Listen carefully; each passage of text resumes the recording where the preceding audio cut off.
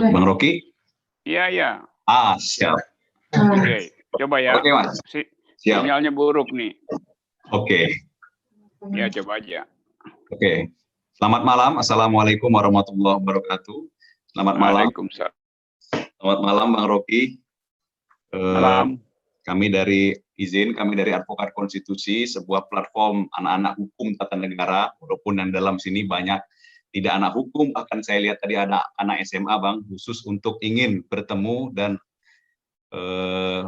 rindu dengan Bung Rocky. Nah, pada kesempatan kali ini kami ingin mengucapkan terima kasih atas kesediaan Bang Rocky untuk kesediaannya menjadi pemateri ngaji konstitusi seri 1, Mas. Jadi kami ingin membuat membedah kajian konstitusi dari mulai pembukaan sampai nanti di pasal terakhir. Nah, kami ingin pertama-tama Bang Rocky ingin membedah dulu bagaimana pembukaan Undang-Undang Dasar 1945. Judul yang kita angkat adalah menggali ide dari pembukaan Undang-Undang Dasar 1945. Ke teman-teman semuanya sudah menanti-nanti titah dari Bang Rocky. Saya persilahkan, Mas, waktu dan tempat. Waktu saja. Oke, saya coba cari akal ya, karena saya nggak tahu komunitas ini latar belakangnya apa dan variasi interestnya kemana, supaya tidak terlalu dangkal dan tidak terlalu rumit. Jadi saya coba cari cara yang agak pas gitu ya, karena nggak mungkin saya baca statistik dari peminat forum ini. Yang diusulkan adalah mengulas, bukan membahas sebetulnya, mengulas pembukaan Undang-Undang Dasar. Jadi ini semacam buka puasa itu, tajilnya adalah mukadimah, mungkin nanti sahurnya adalah soal pasal terakhir itu, soal pasal peralihan. Tapi saya mulai dengan ini ide bagus karena ada sejumlah orang yang mengambil inisiatif untuk ngaji konstitusi, mengkaji konstitusi. Karena selama ini kita lihat berkali-kali amandemen dibuat, tapi tanpa kajian yang radikal, kajian yang mendalam. Padahal mengamandemen konstitusi artinya membongkar kembali substansi genealogi dari ide kemerdekaan. Kan itu intinya tuh. Jadi kenapa kita bolak-balik bongkar pasang konstitusi? Karena tidak pernah tiba pada pembicaraan yang betul-betul filosofis, yang betul-betul mendasar. Jadi undang-undang dasar di amandemen tanpa ide yang mendasar, kan itu akibatnya sekarang kita compang-camping dalam segala soal. Hal yang sama juga sebetulnya kritik saya terhadap fakultas-fakultas hukum di Indonesia yang pelajaran legal filosofinya itu mungkin satu semester dan itu di ujung sekali itu, sekedar untuk nambah kredit SKS. Padahal hukum tata negara apalagi dasar-dasar filsafat barat, terutama filsafat barat, karena konstitusi adalah tradisi barat, itu mesti dikenal dengan baik. Saya membaca banyak buku yang ditulis oleh dosen fakultas hukum, tata negara, yang sepotong-potong menerangkan soal John Locke, sepotong-sepotong menerangkan soal Jean-Jacques Rousseau, sepotong-sepotong menerangkan soal Aristoteles, sepotong-sepotong menerangkan soal macam-macam sepotong-sepotong. Jadi kita mesti periksa kurikulum apa yang menyebabkan kita gagal untuk mengulas konstitusi secara komprehensif. Anda bayangkan misalnya konstitusi Amerika itu berkembang terus teorinya, diulas dengan cara yang sangat mutakhir, pakai metode dekonstruksi, postmodernism, feminist legal theory, environmental disiplin. Jadi kita dapat satu konstitusi yang dikeroyok dengan akal pikiran gitu. Karena itu konstitusi Amerika itu betul-betul kuat karena menyatu dengan kegiatan akademis, menyatu dengan aktivitas sosial, menyatu dengan aktivitas politik. Jadi itu yang tidak terjadi di kita. Nah sekarang ada ide untuk mengamandemen Undang-Undang Dasar 45, atau ada yang punya ide mengembalikan ke naskah aslinya, tapi sekedar ribut-ribut, bukan satu pikiran yang utuh dengan proposal yang kuat.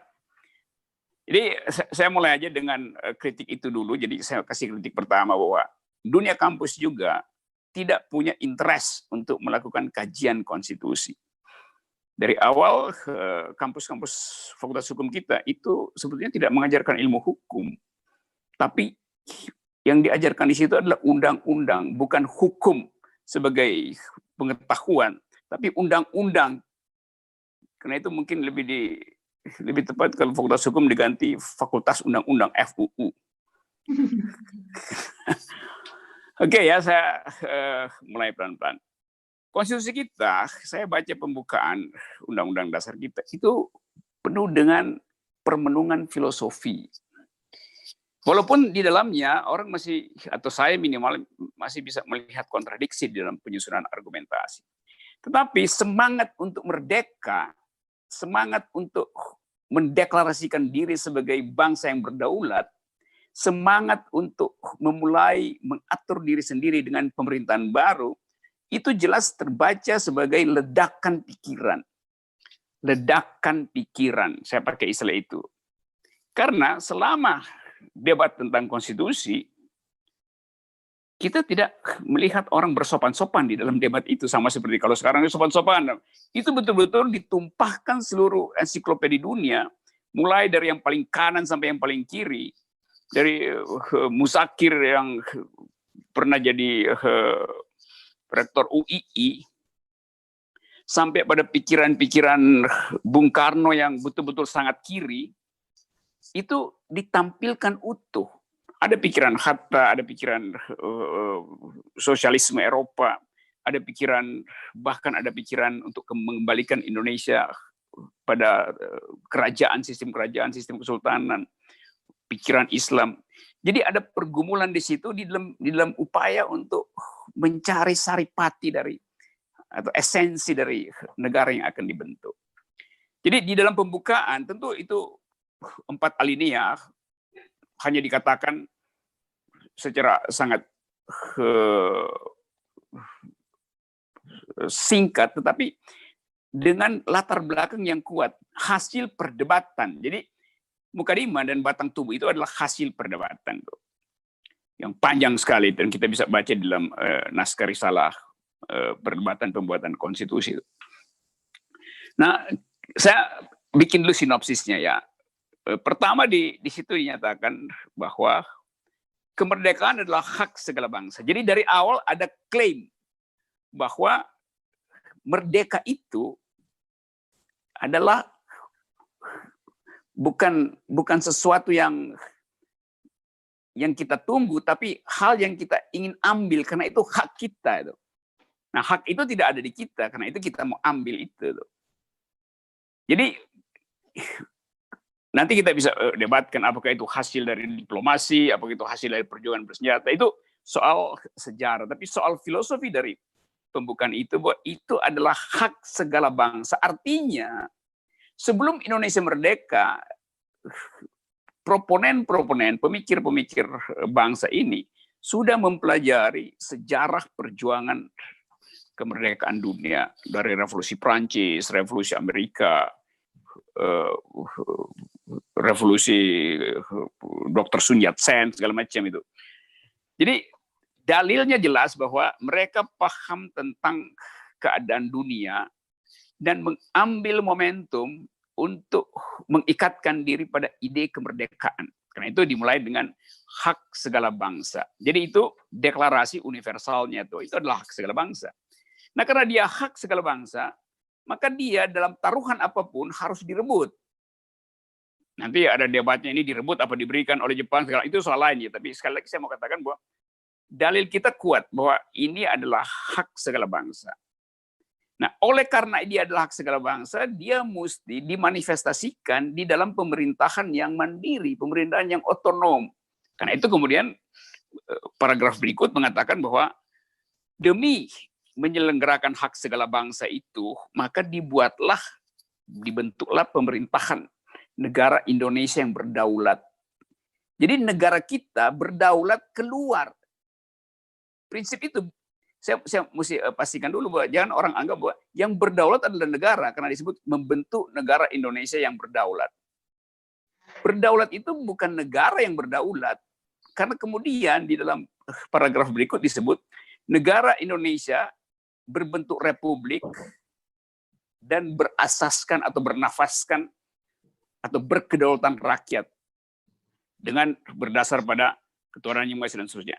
Jadi awalnya dulu saya mau terangkan bahwa kita memiliki kedaulatan rakyat disebut di dalam pembukaan itu dalam konstitusi. Nanti orang mengatakan negara berdaulat keluar. Tetapi ke dalam yang berdaulat adalah rakyat. Ini poin dasarnya tuh. Jadi pembukaan itu membedakan antara berdaulat keluar sebagai pernyataan kepada bangsa bahwa kita negara berdaulat, membentuk pemerintahan yang mandiri, independen. Tetapi ke dalam kita memiliki kedaulatan rakyat. Bukan kedaulatan negara, bukan kedaulatan raja, bahkan bukan kedaulatan Tuhan. Kontroversinya sering di situ kan. Nanti dianggap bahwa, tapi kita kan menyebut berdasarkan ketuhanan yang iya, itu bisa kita bicarakan berikut. Tapi itu poin pertama saya bahwa pembukaan itu memastikan filosofi bahwa kita ingin agar supaya hak kemerdekaan itu kita peroleh. Kalau kata Albert Camus, freedom is not a gift from a state or a leader, but a possession to be worn every day by the effort of each and the union of all. Jadi semangat itu yang saya anggap melekat secara utuh di dalam pembukaan Undang-Undang Dasar kita. Kita mengerti politik dunia, kita memahami sejarah dunia, karena itu para penandatangan para pendiri awal Republik memastikan diri bahwa kita perlu membentuk pemerintahan yang independen. Itu pengantar saya tuh. Silakan kalau mau dibahas atau ada yang mesti saya perlebar dan perdalam, saya akan lakukan. Mas, terima kasih.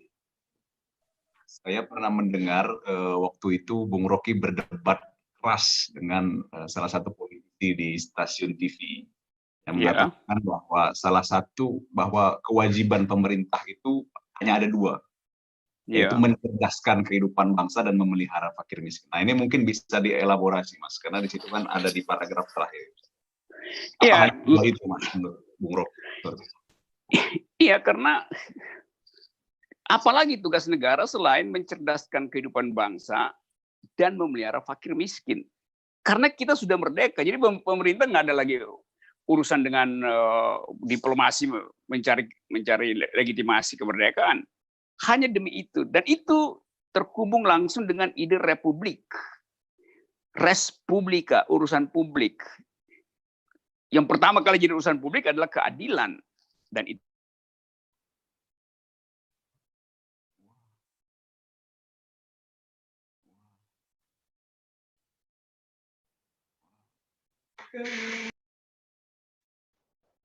halo, masih dengar saya? Ya, Bang, masih Bung. Oke. Jadi saya memang mengatakan itu bahwa tugas pemerintah cuma dua, cerdaskan kehidupan bangsa, lalu pelihara fakir miskin.